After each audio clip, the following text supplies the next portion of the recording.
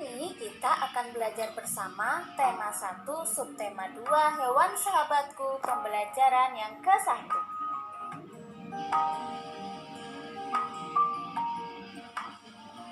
Anak-anak hebat, siapa yang suka ayam bakar dan ayam goreng? Wah, sama dong sama Bu Guru. Ayam adalah salah satu hewan yang dimanfaatkan telur dan daging.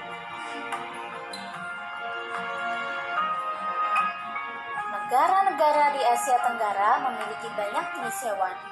Beberapa di antaranya ada yang dijadikan sebagai makanan, simbol negara, atau dijadikan binatang peliharaan. Gajah putih dianggap suci oleh beberapa negara di Asia Tenggara seperti Myanmar, Kamboja, dan Thailand. Menjaga gajah putih adalah usaha yang sangat mahal karena pemiliknya harus menyediakan makanan khusus untuk gajah. Negara kita memiliki wilayah lautan yang luas. Di dalam lautan Indonesia tersimpan potensi perikanan yang cukup besar, salah satunya adalah ikan tuna.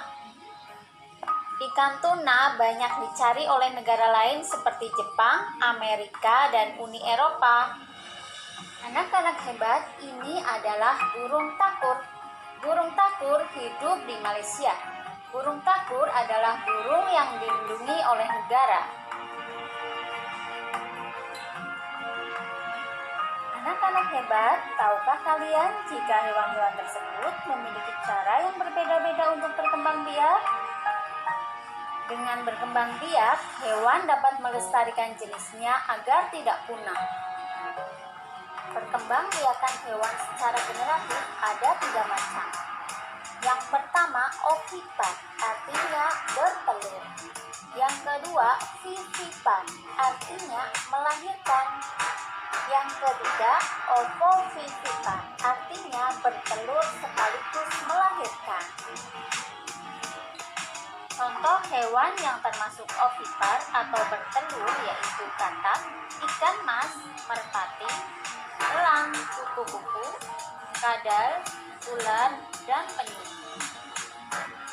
Hewan yang berkembang biak dengan bertelur tidak mengandung dan tidak menyusui.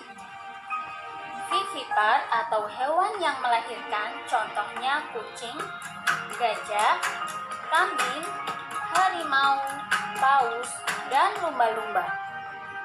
Hewan yang berkembang biak dengan cara melahirkan akan mengandung dan menyusui anaknya atau disebut mamalia. Mamalia artinya hewan yang menyusui.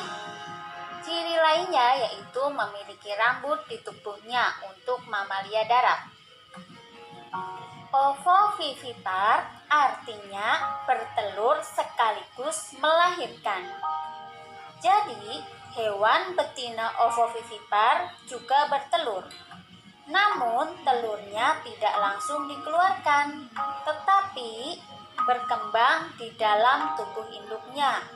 Kemudian menetas di dalam tubuh induknya. Kalau sudah menetas, baru dikeluarkan.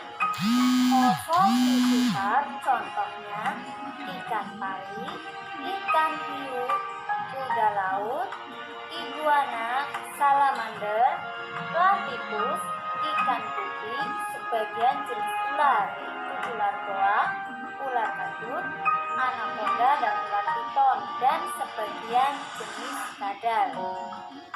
Anak-anak hebat, perhatikan gambar-gambar hewan berikut ini. Kemudian kelompokkan berdasarkan cara perkembangbiakannya ke dalam diagram Venn seperti yang kalian lihat di layar. Kerjakan di buku tugas kalian. Hewan-hewan yang ada sangat membantu penduduk di kawasan Asia Tenggara dalam kegiatan ekonomi. Ikan dan hewan ternak banyak yang dijual dan dikonsumsi. Sebagian bahkan ada yang sampai mengekspornya ke negara lain. Kegiatan ekonomi suatu negara berkaitan dengan kondisi geografisnya. Mari kita simak tayangan berikut ini. Brunei Darussalam terkenal dengan kekuatan sumber daya alam berupa minyak bumi dan gas alam. Brunei memiliki pendapatan per kapita tertinggi. Filipina mengandalkan sektor pertanian. Beberapa hasil pertanian diekspor seperti padi, kelapa, gula, dan nanas. Indonesia memiliki sumber daya alam yang sangat kaya. Beberapa yang diekspor yaitu minyak dan gas bumi, tekstil, dan produk-produk dari kayu. Pertambangan dan pariwisata juga menjadi andalan Indonesia.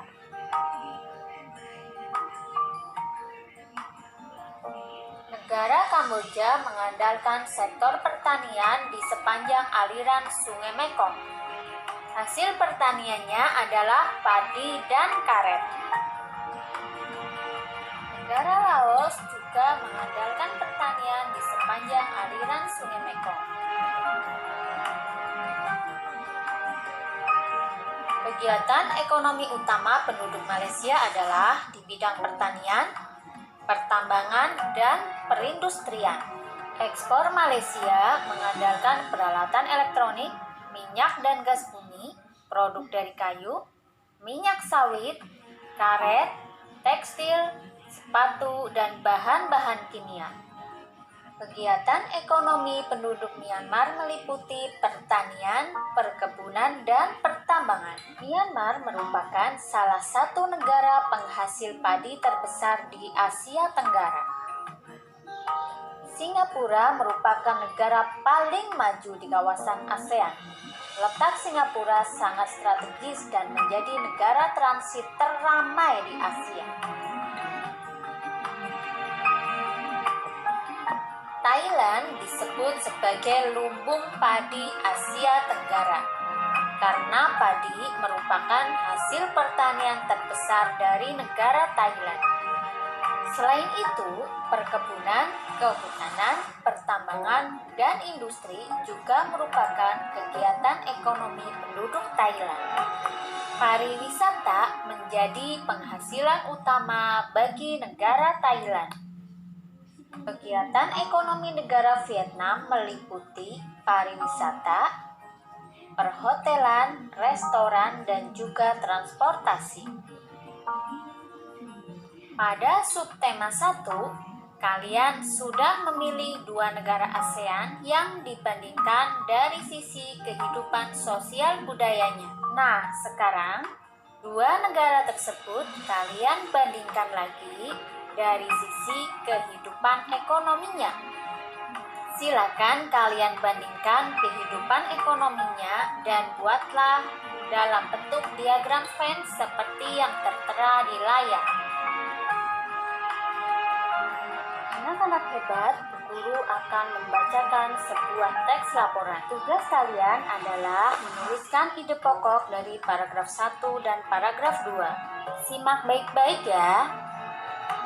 Bebek.